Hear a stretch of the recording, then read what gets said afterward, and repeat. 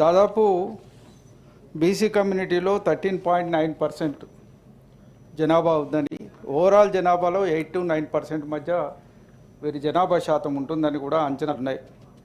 వీరికి ఇప్పటివరకు కూడా బీసీ డి గ్రూప్లో ఉన్నంత కారణంగా మరి అందులో కూడా మేజర్ కమ్యూనిటీస్ ఉన్నాయి కాబట్టి వాటికి ఇచ్చిన రిజర్వేషన్ శాతం తక్కువ ఉంది కాబట్టి మరి రిజర్వేషన్ ఫలాలు సరిగ్గా అందలేదనే ఆవేదన అనేక సంవత్సరాలుగా కొనసాగుతుంది. ఇప్పుడు డేటా తీసినా, స్టాటిస్టిక్స్ తీసినా, ఉద్యోగ అవకాశాలు చూసినా, విద్యా అవకాశాలు చూసినా దాంట్లో ఇది స్పష్టంగా కనబడుతుంది. గ్రామీణ ప్రాంతాలకి వెళ్ళి వచ్చిన వాళ్ళందరికీ కూడా ముదిరాజులు గ్రామీణ ప్రాంతాల్లో ఏ స్థితిగతుల్లో నివసిస్తున్నారనే విషయం కూడా వారందరికీ తెలుసు.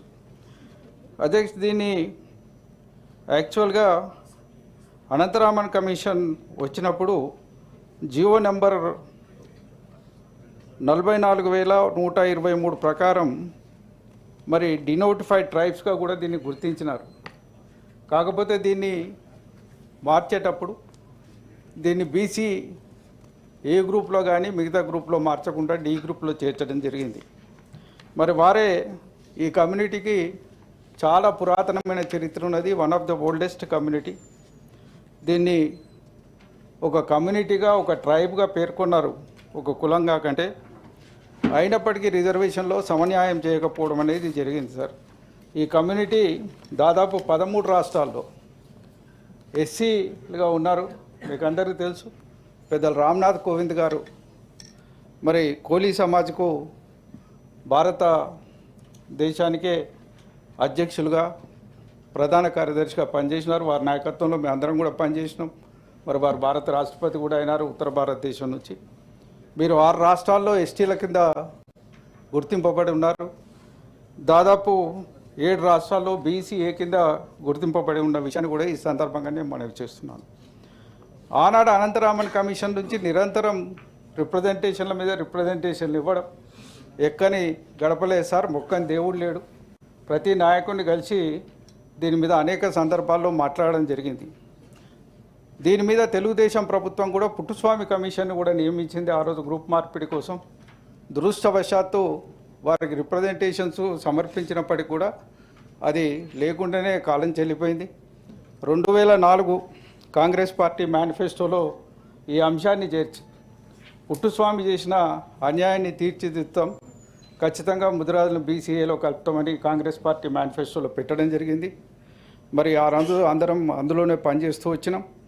మరి పెద్దలు రాజశేఖర రెడ్డి గారి మరి వారి ఆశీస్సులతోటి బీసీడీ నుంచి ఏ గ్రూప్కు 2009 15th ఫిబ్రవరి నాడు జీవో ఇష్యూ చేయడం జరిగింది. సరే, దీని మీద కొద్దిమందికి అన్యాయం జరుగుతుందనే ఉద్దేశంతో అందులో ఉన్న గ్రూపులలో ఉన్న మిగతా వర్గాల వాళ్ళు కోర్టుకు వెళ్ళినారు. మా దగ్గర రిజర్వేషన్ శాతం తక్కువ ఉంది, మరి వీళ్ళు కూడా కలిస్తే మాకు అన్యాయం అవుతాయని వాళ్ళు కోర్టుకు వెళ్ళినారు. మరి కోర్టులో వివిధ రకాలుగా జరిగి మళ్ళీ వాదనలు వినిపించమని సుప్రీంకోర్టు కూడా రాష్ట్రానికి ఆదేశం ఇస్తే 2010లో మళ్ళీ ధవళ సుబ్రహ్మణ్యం కమిషన్ ముందు కూడా వాదనలు వినిపించినాం. దురదృష్టవశాత్తు వారి రిపోర్ట్ పంపలేదు.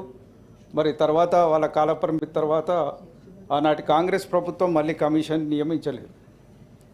ఇవాళ టీఆర్ఎస్ పార్టీ అధికారంలోకి వచ్చిన తర్వాత కూడా దీని మీద సుప్రీంకోర్టులో మళ్ళీ మేము పిటిషన్స్ వేసినాం. 2017లో బీసీ కమిషన్ వచ్చిన తర్వాత కూడా అప్పటి నుంచి ఇప్పటి వరకు మేము అనేక సందర్భాల్లో దీన్ని లేవనెత్తితే చివరికి 22/10/2022 నాడు సుప్రీంకోర్టు ముందు బీసీ కమిషన్ ఒక వాదన వినిపించింది.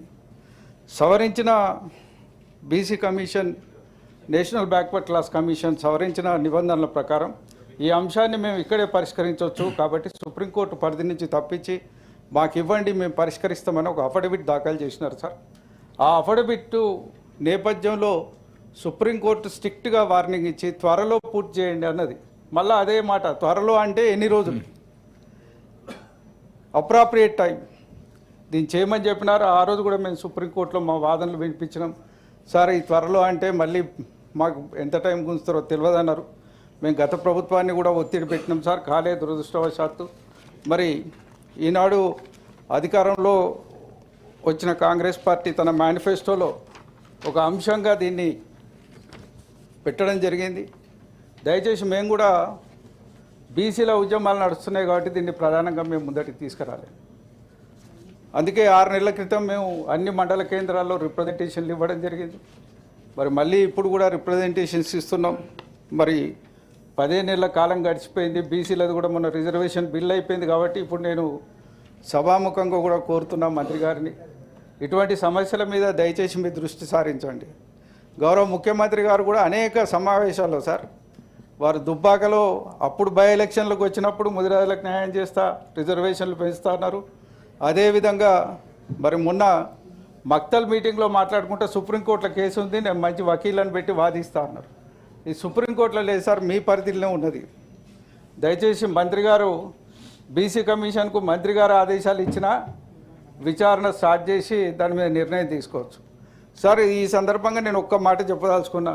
హైకోర్టులో కొట్టివేయబడ్డప్పుడు కూడా వారు చెప్పిన టెక్నికల్ పాయింట్ ఏంటంటే ఈ ఒక్క కమ్యూనిటీని తీసుకుపోయి ఇంకో దాంట్లో కలిపినప్పుడు అక్కడ రిజర్వేషన్ శాతం ఇక్కడ తగ్గించి అక్కడ పెంచాల్సి ఉండే అనే సాంకేతికపరమైన అంశం మీద కొట్టేసినారు తప్ప వెనుకబాటుతనం మీద కానీ మిగతా అంశాల మీద కానీ కోర్టు ఎక్కడ ఇంటర్ఫియర్ కాలేదు. కమిషన్ వాదనని వాళ్ళు ఒప్పుకున్నారు. దయచేసి నా రిక్వెస్ట్ ఏంటంటే మంత్రి గారికి ఇది ఒక సాంకేతికపరమైన అంశం. బీసీ కమిషన్ రాష్ట్ర ప్రభుత్వ పరిధిలోనే ఉంది కాబట్టి దయచేసి బీసీ కమిషన్కు స్పష్టమైన ఆదేశాలు రాష్ట్ర ప్రభుత్వంతో ఇవ్వండి. ఇది ఎక్కడో లేదు, సుప్రీంకోర్టులో లేదు, ఇంకా బయట లేదు, ఇది రాష్ట్ర ప్రభుత్వ పరిధిలోనే ఉన్న అంశం కాబట్టి దయచేసి గౌరవ ముఖ్యమంత్రి గారిని, గౌరవ మంత్రి గారిని అయితే నేను పర్సనల్గా రిక్వెస్ట్ చేస్తున్నా. మరి తప్పనిసరిగా దీని మీద చర్య తీసుకోవాల్సిందిగా మీ ద్వారా ప్రభుత్వాన్ని కోరుతున్నా sir. Okay, thank you. Sarayya గారు.